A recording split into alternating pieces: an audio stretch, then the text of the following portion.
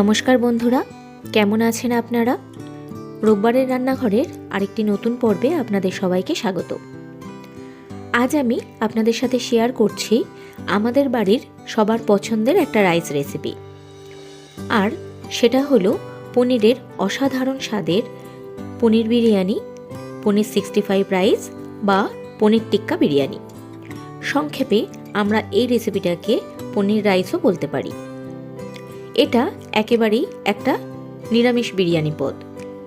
এতে আমি কোনো রকম পেঁয়াজ রসুন ব্যবহার করিনি, কিন্তু কোনো বিরিয়ানির থেকেই এর স্বাদ কোনো অংশে বিন্দুমাত্র কম নয়। খুব সহজেই এটা বানানো যায়। Super easy, super tasty, unique এই পনির বিরিয়ানি রেসিপিটা আমি কি করে বানিয়েছি তাহলে চলুন দেখে নিই। আমি 250 গ্রাম বাসমতি চালের বিরিয়ানি বানাবো। এতে 3 জনের ভালোভাবে হয়ে যাবে।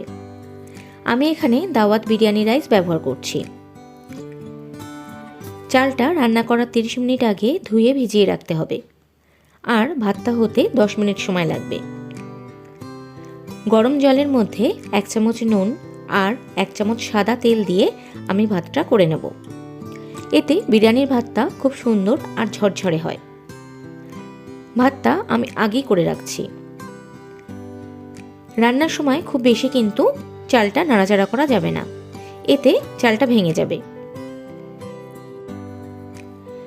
ভাতটা 90% হয়ে গেলে ফ্যান ঝরিয়ে পাতিয়ে ঠান্ডা করে নেব। পনির বিরিয়ানির প্রধান উপকরণ পনির। এখানে আমি 250 গ্রাম পনির নিয়েছি। পনিরের বড় টুকরোটা থেকে আমি প্রথমে মিডিয়াম সাইজের একটা টুকরো কেটে নিচ্ছি। এবার এটাকে মিডিয়াম কিউব আকৃতিতে ছোট ছোট করে কেটে নেব। আমি মোটামুটি সবগুলো একই মাপের কাটার চেষ্টা করেছি। এবার এই কিউবগুলোকে কোনাকুনি করে কেটে নিচ্ছি। এভাবে ত্রিভুজের মতো কেটে নিলে দেখতে বেশ সুন্দর লাগে।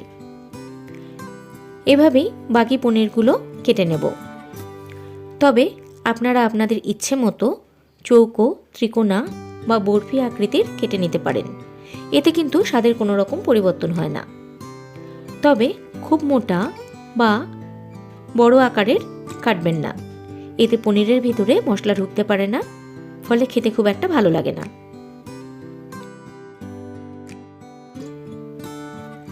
পনিরের সব টুকরোগুলো মোটামুটি একই আকৃতির আমার কাটা হয়ে গেছে। এবার চলুন বিরিয়ানিটা তৈরি করে নিই। গ্যাসে কড়াই বসিয়ে দিয়েছি। গরম হলে দিচ্ছি 4 চামচ সাদা তেল।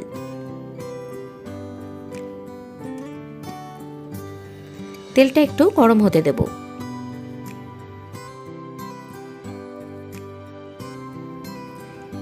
তেলটা গরম হলে 1 চামচ গোটা জিরে ফোড়ন দিচ্ছি।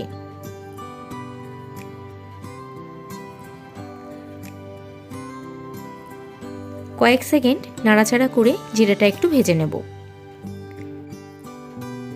খেয়াল রাখবেন জিরেটা যেন বেশি ভাজা হয়ে না যায় বা পুড়ে না যায়। কয়েক সেকেন্ড বাদে ভাজা জিরে থেকে সুন্দর গন্ধ বের হলে দিচ্ছি টুকরো করে রাখা পনিরগুলো।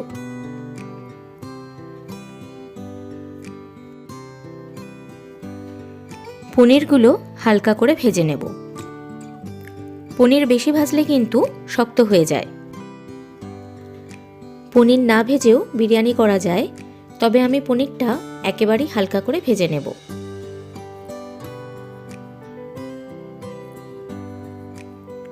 পনিরটা তেলের মধ্যে কিছুক্ষণ নাড়াচাড়া করে দিচ্ছি কড়াইশুঁটি। এখানে আমি 1 মুঠো বা হাফ কাপ কড়াইশুঁটি দিচ্ছি। কড়াইশুঁটিগুলো দিয়ে আবারও একটু ভেজে নেব। এবার দিচ্ছি স্বাদমতো নুন। আপনারা প্রথমেই কিন্তু বেশি নুন দিয়ে দেবেন না, কারণ ভাতটা করার সময়ও আমরা নুন দিয়েছিলাম।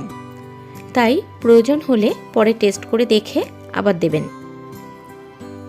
ভালো করে মিশিয়ে নিচ্ছি।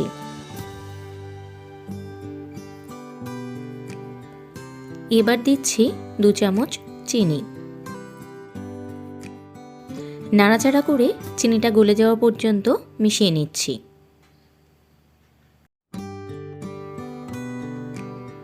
এবার দেব প্রধান মশলাটা।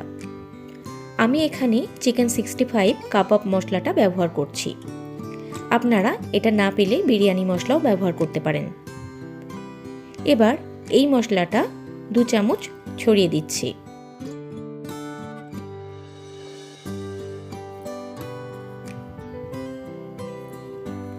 পনিরের সাথে মশলাটা মিশিয়ে নিয়ে একটু ফ্রাই করে নিতে হবে, যতক্ষণ না মশলাটা থেকে একটা সুন্দর গন্ধ বের হয়।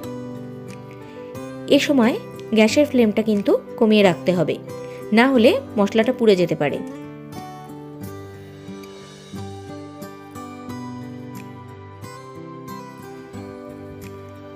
মশলাটা আমাদের ভাজা হয়ে গেছে, এর থেকে একটা সুন্দর গন্ধ বের হচ্ছে।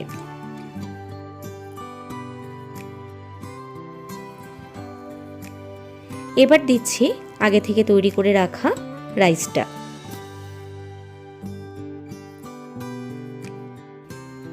গ্যাসের ফ্লেমটা কম রেখেই হালকা হাতে ভালো করে মিশিয়ে নিচ্ছি, না হলে বিরিয়ানি রাইসটা ভেঙে যেতে পারে।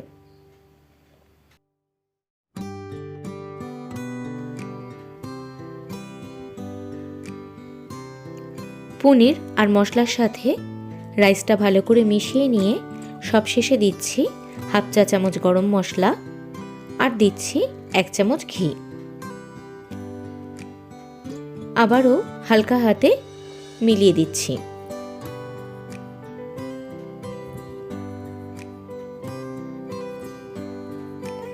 নুন মিষ্টিটা আপনারা একটু টেস্ট করে দেখে নেবেন, যদি প্রয়োজন পড়ে তাহলে আর একটু দিয়ে নিতে পারেন।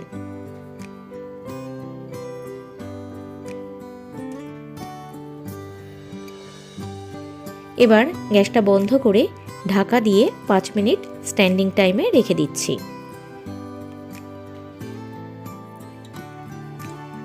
একেবারেই রেডি আমাদের পনির বিরিয়ানি বা পনির টিক্কা বিরিয়ানি।